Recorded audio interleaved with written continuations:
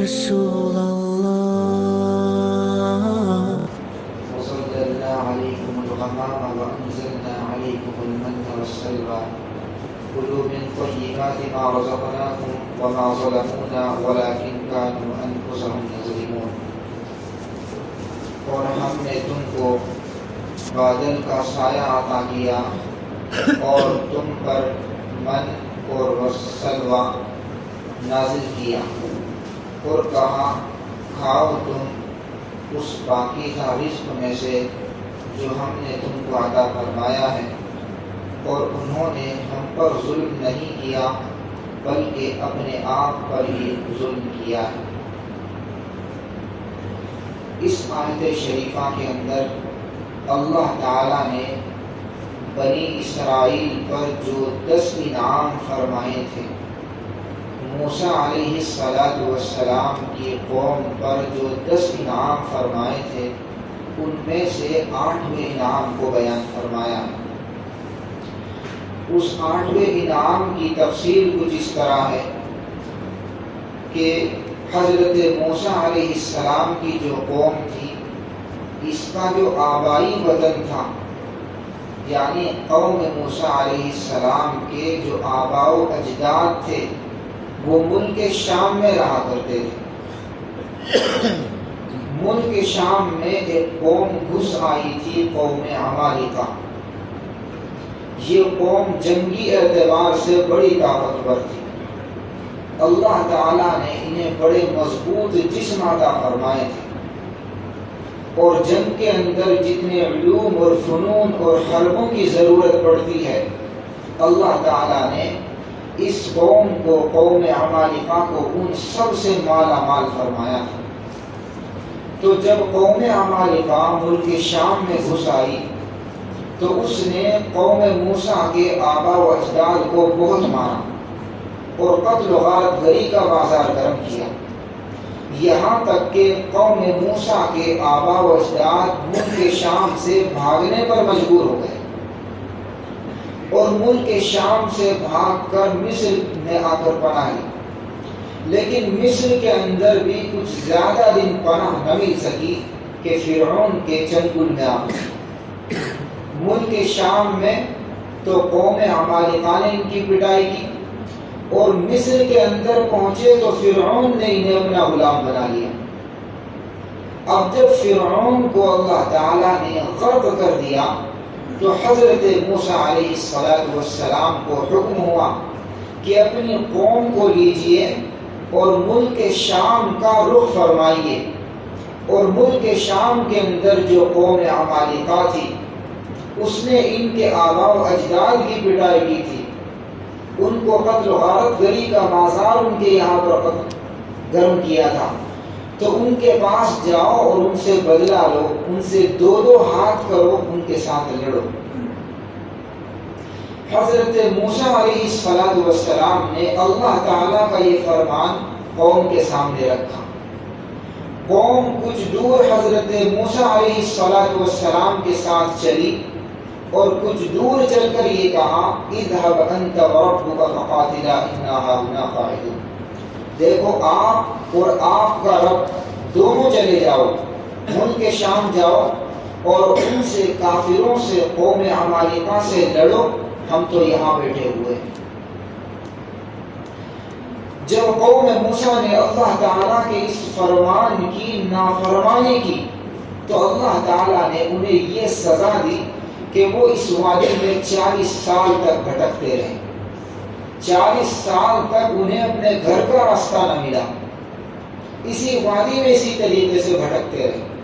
اب یہاں دھوپ بھی بہت تیز تھی، کھانے پینے کا کوئی انتظام نہ تھا، تو قوم موسیٰ علیہ السلام نے کہا کہ موسیٰ، دھوپ بہت تیز ہے، ہم دھوپ کا تحمل نہیں کر پا رہے ہیں، تو ایسا کیجیے ہمارے لیے کوئی سائے کا انتظام کیجیے۔ حضرت موسیٰ علیہ السلام نے دعا فرمائی تو اللہ تعالیٰ نے ایک بادل کو مقرر کر دیا کہ روزانہ وہ قوم موسیٰ پر سایہ کیا کرے۔ اسی بادل کا اس آیت شریفہ میں تذکرہ ہے۔ وہ بادل دن میں اس قوم کے اوپر سایہ کرتا، پھر قوم موسیٰ نے کہا موسیٰ ہمیں بھوک لگ رہی ہے، ہمارے لیے کچھ کھانے پینے کا انتظام فرمائیے۔ حضرت موسیٰ علیہ السلام نے دعا کی تو اللہ تعالیٰ نے حضرت موسیٰ علیہ السلام کی قوم کو 2 کھانے عطا فرمائے، ایک کا نام من تھا اور دوسرے کا نام سلوا تھا۔ من کے متعلق مفسرین کرام نے لکھا ہے کہ من یہ اوس کے قطرات کی طرح کچھ قطرے تھے، جیسے ہم اوس دیکھتے ہیں، صبح صبح اوس پڑتی ہے، تو جس طریقے سے اوس کے قطرے ہوتے ہیں اسی طریقے سے یہ قطرات ہوا کرتے تھے، لیکن یہ قطرات دودھ سے بہت زیادہ سفید ہوتے اور شہد سے کہیں زیادہ میٹھے ہوتے، بلکہ مفسرین کرام نے تو یہاں تک لکھا ہے کہ ہم جو دنیا میں شہد استعمال کرتے ہیں یہ اسی من کا 70واں حصہ ہے۔ اسی سے اندازہ لگایا جا سکتا ہے کہ وہ کتنا سفید ہوگا اور کتنا زیادہ میٹھا ہوگا۔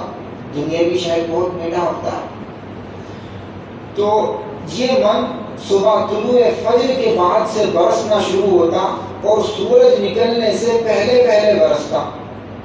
حضرت موسیٰ علیہ السلام کی قوم نکلتی اور اکٹھا کر لیتی اور اپنے کھانے کے طور پر استعمال کرتی، اور شام کو اللہ تعالیٰ نے سلوا کا انتظام فرما دیا، اور سلوا یہ گھٹیرے کی طرح کا ایک پرندہ تھا۔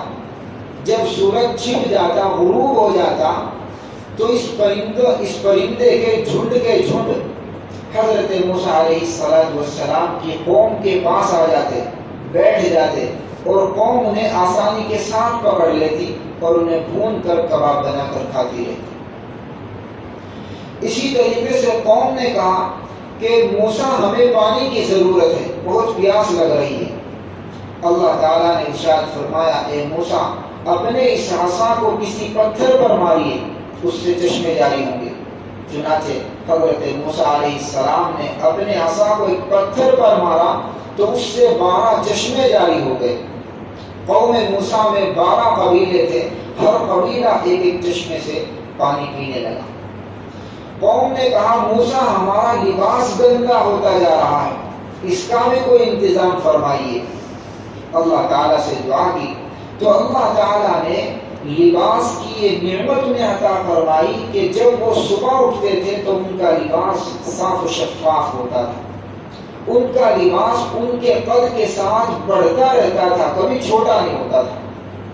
اتنی ساری نعمتیں، اور یہ اس کے باوجود ہے کہ وہ نافرمانی کر رہے ہیں اللہ تعالیٰ کی۔ اللہ تعالیٰ نے حکم فرمایا تھا قوم حمالقہ سے 2 ہاتھ کرو، جا کر انہیں سبق سکھاؤ، تمہارے آبا و اجداد کو قتل کیا ہے، لیکن اس حکم کو نہیں مانا۔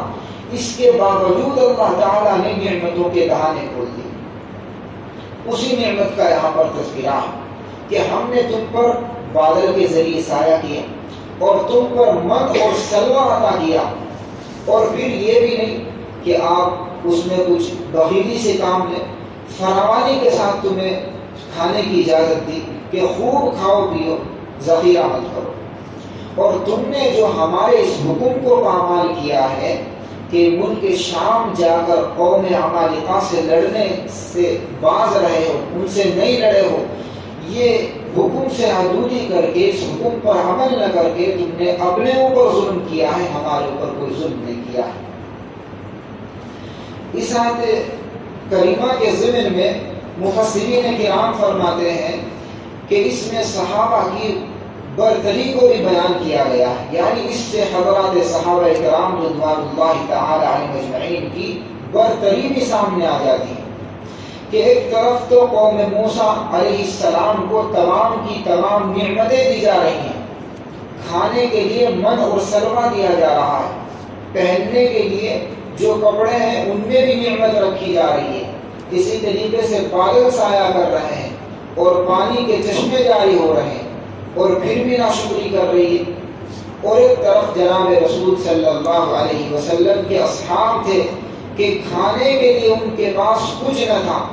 آپ علیہ السلام نے فرمایا فلاں غزوے میں چلنا ہے، ایسے ہی چل پڑے، ننگے پاؤں جا رہے ہیں، سواری پر سوار ہیں، 2-4 سواری ہیں، باقی سب کے سب پیدل ہیں۔ خود صحابی فرماتے ہیں کہ ہم آپ علیہ السلام کے ساتھ غزوے میں جا رہے تھے تو چلتے چلتے ہمارے پیروں میں زخم ہو گئے، پھر ہم نے اپنے پیروں پر کپڑوں کو لپیٹا اور پھر چلتے رہے اور پھر میدان جنگ کے اندر بھی پہنچ کر ہمیں کھانے کے لیے کچھ نہ ملا بلکہ درختوں کے پتوں کو چبایا اور درختوں کے پتوں کو چبا کر ہم نے جنگیں لڑی۔ صحابی اپنے شاگرد کو فرماتے ہیں کہ ہم نے تو رسول علیہ السلام کے ساتھ ایسی جنگیں بھی لڑی ہیں کہ صرف اس میں ایک کھجور نصیب ہوا کرتا تھا۔ شاگرد پوچھتے ہیں حضرت ایک کھجور میں کیا ہوتا ہوگا؟ ایک تو جنگ کرنا اور دوسرے طاقتور غذا نہ ملنا۔